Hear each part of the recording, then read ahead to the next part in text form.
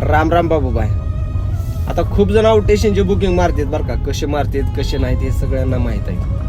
कोणत्या ग्रुपला ॲड आहेत कोणत्या नाहीत सगळ्यांना माहित आहे. बरोबर आहे. पण भावानं मला फक्त एका प्रश्नाचं उत्तर द्या, खरंच तुम्हाला परवडतंय का नाही.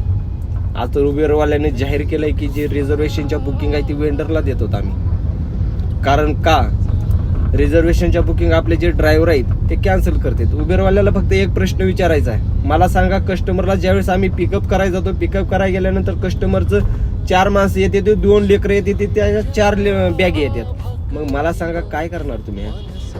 कॅन्सल करणार का त्यांना टपावरती बसून नेणार का काय करणार ते सांगा. मग कॅन्सल करण्याशिवाय दुसरं ऑप्शनच नाही. बरोबर आहे. यांचं म्हणणं काय, जे वेंडरला जे रिझर्वेशन बुकिंग दिलेलं आहे त्यांचे जे ड्रायव्हर आहेत ते कॅन्सल करत नाहीत. बरोबर आहे.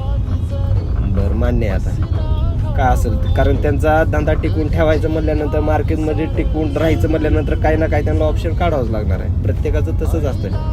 राहिला प्रश्न फक्त आपल्या ड्रायव्हर भावाला विचारायचं. खरंच भावानं मला सांगा, एखाद्या ग्रुपला XYZ जर ऍड व्हायचं असेल, जर तुम्हाला पैसे देऊन ऍड व्हावं लागते. बरोबर आहे. किती द्या मला माहित नाही, पण त्यात तुम्ही समजा 5-6 हजार रुपये दिले. 5-6 हजार रुपये दिल्यानंतर प्रत्येक ट्रिपला तुम्हाला कितीचा पास आहे बाबा, 2,000 रुपयाचा धंदा करायला तुम्हाला 269 रुपयाचा रिचार्ज करावा लागतो.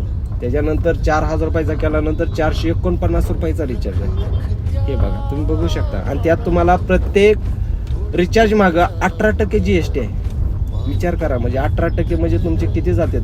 600 रुपये तर तुमचे तर इथंच चालले. 600-700 रुपये तर 2 ट्रिपला चाललेत. राहील बरोबर आहे का नाही. आणि त्याच्यानंतर ज्या ग्रुपमध्ये ॲड आहे त्या ग्रुपमध्ये ॲड झाल्यानंतर तुम्हाला प्रत्येक ट्रिप मागं 6% कमिशन प्लस 1% TDS कट होतो. म्हणजे 7 ते 8% असं कट होतात पैसे.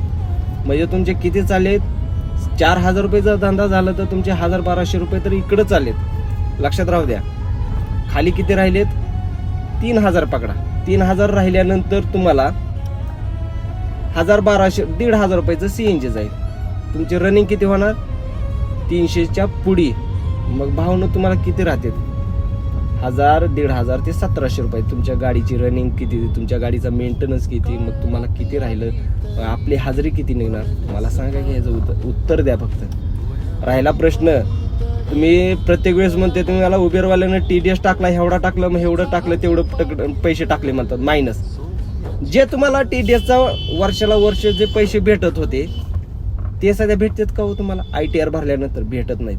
मग मला सांगा, तुम्ही रात्रंदिवस ज्यावेळेस तुम्ही कष्ट करता, काम करता, गाडीवरती पळता, प्रॉफिट आहे का तुम्हाला, परवडतं का, याचा कधी विचार केलाय का. विचार करून बघा, मग मला सांगा परवडतंय का नाही ते.